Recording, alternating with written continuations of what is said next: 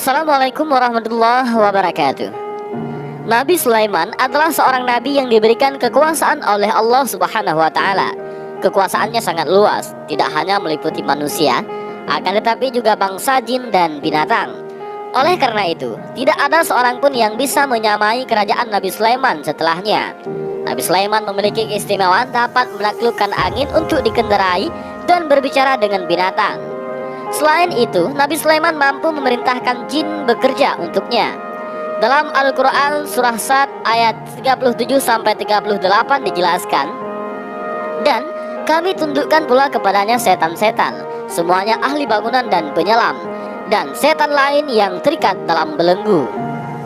Namun, saat wafatnya Nabi Sulaiman alaihissalam, tidak ada seorang pun yang menyadarinya, termasuk bangsa jin sekalipun. Dikisahkan bahwa bangsa jin bekerja atas perintah Nabi Sulaiman. Mereka bekerja membuat bangunan dan berbagai benda di bawah pengawasan Nabi Sulaiman alaihissalam. Mereka, para jin itu bekerja untuk Sulaiman sesuai dengan apa yang dikehendakinya. Di antaranya membuat gedung-gedung yang tinggi, patung-patung, piring-piring yang besarnya seperti kolam, dan periuk-periuk yang tetap berada di atas tungku. Bekerjalah wahai keluarga Daud untuk bersyukur kepada Allah, dan sedikit sekali dari hamba-hambaku yang bersyukur. Al-Quran surah Saba ayat 14. Akan tetapi, wafatnya Nabi Sulaiman tidak disadari oleh seorang pun, termasuk bangsa jin. Para jin terus bekerja membuat ataupun merenovasi bangunan. Menurut beberapa sumber disebutkan bahwa bangunan tersebut adalah Baitul Maqdis, yaitu Masjid Al-Aqsa. Menurut sejarawan Muslim Jalaluddin Suyuti, beberapa jin ahli bangunan ditugaskan mendesain Masjid Al-Aqsa dengan sedemikian indahnya. Ada yang bekerja memotong kayu, memasang tiang, dan melapisi lantai dengan marmer. Para jin yang ahli menyelam mengumpulkan mutiara sebagai hiasan masjid. Disebutkan juga bahwa yang pertama kali membangun Masjidil Aqsa adalah Nabi Adam alaihissalam. Lalu pada tahun 2000 sebelum Masehi, Nabi Ibrahim alaihissalam tinggal dan memakmurkan Masjid Al-Aqsa. Kemudian dilanjutkan dengan anak-anaknya dari kalangan Nabi, yaitu Nabi Ishak dan Nabi Yakub alaihissalam. Selanjutnya, pada tahun 1000 sebelum Masehi, pembangunan dilanjutkan ataupun direnovasi oleh Nabi Sulaiman akibat banjir yang terjadi pada masa Nabi Nuh alaihissalam. Dari Abdullah bin Amr bahwa Nabi Shallallahu alaihi wasallam bersabda, ketika Nabi Sulaiman alaihissalam merampungkan pembangunan Baitul Maqdis, beliau memohon kepada Allah 3 permintaan. Yang pertama, memberi putusan hukum yang sesuai dengan hukum Allah. Yang kedua, diberikan kerajaan yang tidak patut dimiliki oleh seorang pun selain dirinya. Dan yang ketiga, agar tak seorang pun yang datang ke Masjid Al-Aqsa dengan keinginan menunaikan salat di dalamnya, kecuali dihapuskan segala kesalahannya, sehingga ia suci seperti saat hari kelahirannya. Nabi Shallallahu alaihi wasallam melanjutkan, yang pertama dan kedua telah diberikan, dan aku berharap yang ketiga pun Allah kabulkan. Hadis riwayat Ibnu Majah. Hingga Masjid Al-Aqsa rampung, para jin baru menyadari bahwa Nabi Sulaiman alaihissalam telah wafat. Jadi, yang mengawasi mereka selama ini adalah patung jenazah.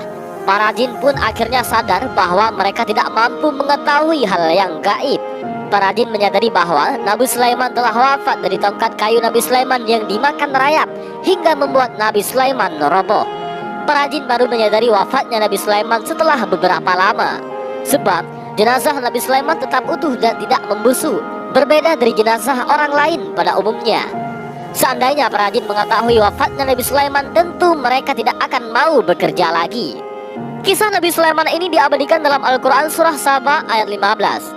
Maka ketika kami telah menetapkan kematian atasnya, yaitu Sulaiman, tidak ada yang menunjukkan kepada mereka kematiannya itu kecuali rayap yang memakan tongkatnya.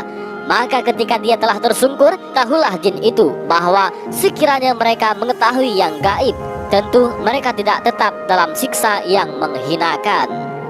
Dari kisah ini sebenarnya cukup banyak tanda dan pelajaran serta hikmah dari wafatnya Nabi Sulaiman alaihissalam. Hal ini disebabkan karena kekuasaan Allah Subhanahu wa ta'ala. Dalam peristiwa wafatnya Nabi tersebut, terdapat sebuah kejadian yang mana itu menandakan bahwa walaupun makhluk gaib seperti bangsa jin, mereka tetaplah tidak akan mengetahui hal yang gaib tanpa melalui izin Allah Subhanahu wa Ta'ala. Karena pada hakikatnya yang dapat mengetahui semua hal yang gaib hanyalah Allah semata. Itulah sebahagian dari kisah perjalanan hidup Nabi Sulaiman. Namun beliau sendiri tetaplah merupakan seorang dengan pribadi yang patut banyak kita teladani sikap-sikapnya. Di antaranya adalah beliau termasuk orang yang diberi nikmat begitu banyak oleh Allah. Akan tetapi beliau tetap saja taat kepada Allah Subhanahu wa Ta'ala. Banyak pula kejadian-kejadian lainnya yang dapat dijadikan pelajaran kepada kita atas meninggalnya Nabi Sulaiman alaihi salam. Dan demikianlah kisah singkat tentang Nabi Sulaiman alaihi salam yang wafatnya tidak disadari oleh bangsa jin. Mudah-mudahan dari kisah singkat ini kita bisa mengambil beberapa pelajaran dan hikmah.